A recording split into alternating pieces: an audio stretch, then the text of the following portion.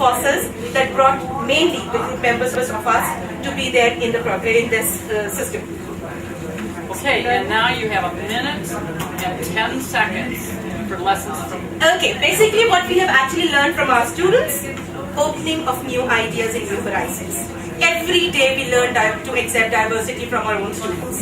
Teamwork, support, guidance, innovation. Basically these are the things that they tell us every day. Students every day teach us there's no barrier to learning. Our students are far more advanced in the uses of technology. We are not. Every day they come, teacher, this is how we have to operate the laptop. You don't know that. Okay? Websites, pages, mobile phones, text messages, right? Everything. Even teaching methodologies. Even group dynamics. Give an example of that. Teaching technology. Tell about my daughter. Okay, well basically, please, why don't you share your experience? Actually, I was taking class 4 last year, and this year also luckily I got the same level. So like all the Beaconhouse teachers, I was very tired at home checking up the files of the book, and at the same time I have to plan the science lesson for the next day also. So I was there with a very tired face sitting on a sofa with that heavy document of science in my room, and my daughter came in. She just sat beside me and she was looking through the pages which I was flipping again and again and making the notes. She asked me that, Mama, can I tell you something? What are you going to do tomorrow? I just told her that I am very busy right now because I have to plan a science lesson on moving and growing that is all related to the human skeleton, about the bones in your body, and their names are very, very difficult to learn for a class 4 student. She told me that I can give you an idea. I asked her, no, I did this lesson in the same way last year, so why not this year also? She told me that she's a die-hard fan of Hannah Montana. She told me that she saw an episode of Hannah Montana in which she has a bone dance, in which she dances and she has that all the bone names in it. So what I did, I took that idea from her. When I get back to the classroom next day, I just went to the resource room with all my students. I just opened up that video with all those wordings. I played that song. All my students danced on that song, and they learned the names of many bones in just 40 minutes. Thank you, everyone. No, I want your papers. Thank you. Thank you very much. Next time,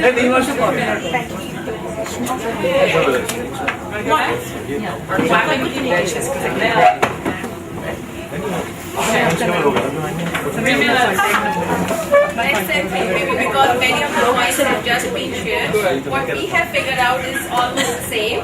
Students are far ahead of us due to the exposure to new technology.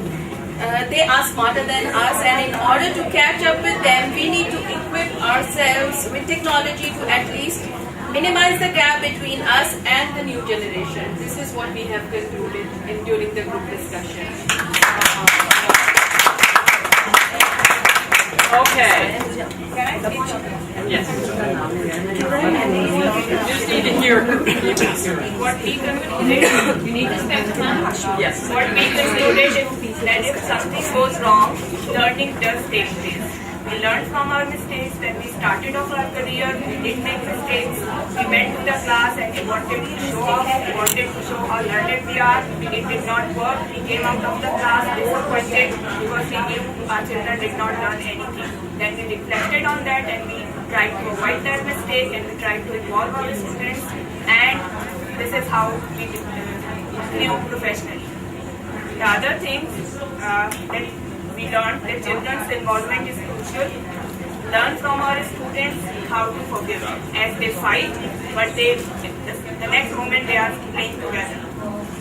The other thing is that technology, as some other group members mentioned, that they are more advanced than us, we are learning from them, and we need to keep pace with them. And one more thing, that appreciation and encouragement help us achieve desired results. This is very important. Yes, and there was one line which we read, and we really liked that a mind that watches itself is actually the great mind. One last thing which I would like to mention here, that children idealize their teachers. So we need to be really responsible and very careful, especially about hidden curriculum. Yes. So we are modeling. Yes.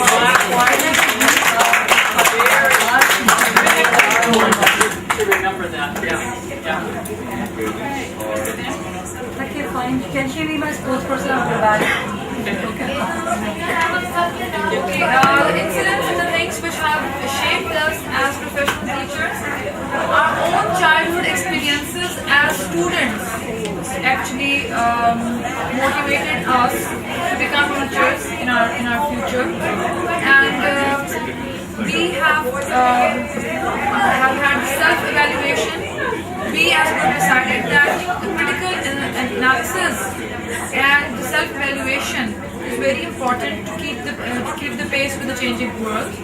We learn from our own mistakes, and through interaction like this conference is a great opportunity. And obviously in Beaconhouse School System, the training sessions and the workshops which are held, they shape us as professional teachers.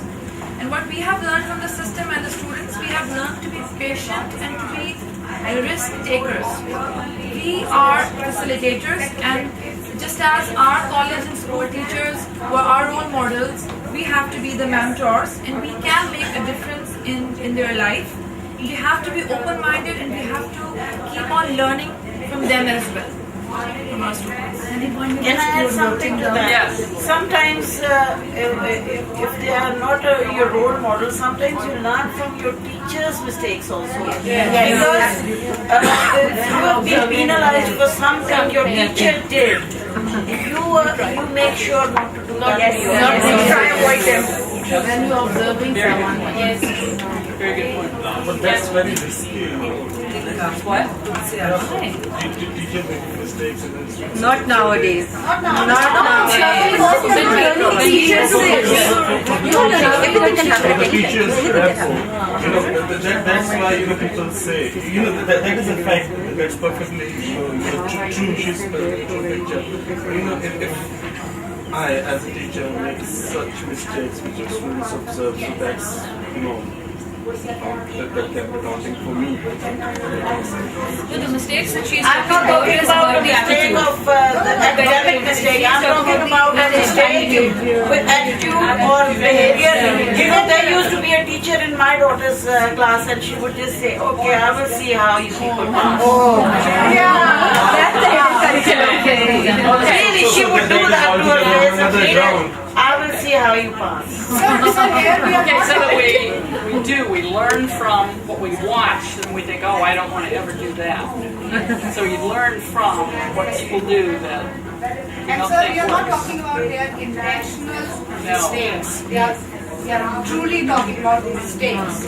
Okay, let's just take a slight diversion. We don't have much time to divert, but what happens when you as a teacher do make a mistake? How do you handle that with children or with youth? Would you say it? Maybe No. check it up, you check it up. You can say it Okay, let's see. At times, I accept and I tell them, I can always say I was wrong. I'm not sure about it, I'll get back to you. Yes. Even at times the children give you the correction version for that. It's not like that. It's like that. You said instead of That is raising intelligent advice. confrontation, you said, okay, you're fine, you're right, just that. I was thinking of what was said this morning and in some other sessions when we were talking about learning from failures. And if we learn from failures, again, in the teacher model, we are modeling, I guess that, okay, well, let's see, how can we think about that? So it's just something to think about. And that's part of the risk, and it's part of being human. And most of us grew up in systems where you didn't want to make mistakes. I mean, you didn't want students to know that you had made mistakes. But with this new paradigm, what we may be looking at as, my goodness, let's think about this. And what you're doing is enabling them to do the same thing. Yeah. As a teacher, you would like that your students should have confidence in you. Oh, absolutely. So, and you still are bound to make some mistakes. So you need to be a very good actor. In a manner. You can't just say, "Oh, I'm sorry, this was my mistake." You can't be like this. You have to be an actor. You have to do something different. You are not hiding. You are admitting that there's a mistake, but in a way that you are encouraging participation and improving on that, like the way you live. Yes, exactly. Because you're not saying, oh, But sometimes Exactly. yes. It's professional. That's what it is, and professionals are always learning, so of course we're making mistakes. I wish we had another hour to be together to finish some of the things that we're doing. So there's something that I'll admit to. I might not do this acting. I would be natural. Just natural. Come back. Yeah. And There's no need to act. You just You were that's what I students want. not That's putting what I'm together.